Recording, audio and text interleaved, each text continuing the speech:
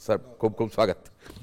मुळात संजय शिरसाट हे उत्तम वक्ते म्हणून, शिवसेनेचे प्रवक्ते म्हणून त्यांच्याकडे आम्ही सातत्यानं बघतोय. तुम्ही मंत्री आहात, पण अशा परिस्थितीत मधल्या काळामध्ये तुम्ही जी वक्तव्य केली ती घरचा आहेर होती महायुतीला, अशा स्वरूपात तुमच्या वक्तव्यांकडे बघितलं गेलं आणि त्यातून मग मुख्यमंत्री पण नाराज झाले असं सांगितलं गेलं. काय म्हणजे तुम्ही नाराज आहात?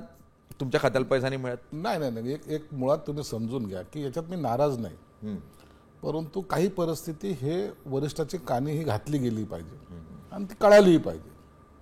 मग अशा वेळेला काय होतं, एखाद्या वेळेला माणूस थोडा इमोशनली सुद्धा बोलतो, त्याचा अर्थ महायुतीच्या विरोधात आहे असं लावण्याचं काहीच कारण नाही. मला काय पाहिजे हे जर मी मागायचं आहे तर मागायची पद्धत असते. एखाद्या वेळेला आपण एखादी वस्तू घरच्यांना मागतो, कधी ओरडून मागतो, कधी लाडाने मागतो, तर त्यातलाही तो प्रकार आहे. म्हणून त्याचा आणि महायुतीचा नाराज असण्याचा काही संबंध नाही.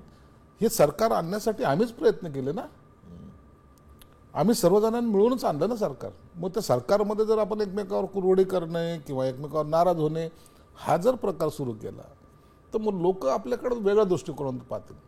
अरे मग हे सत्तेसाठीच हापापलेले होते.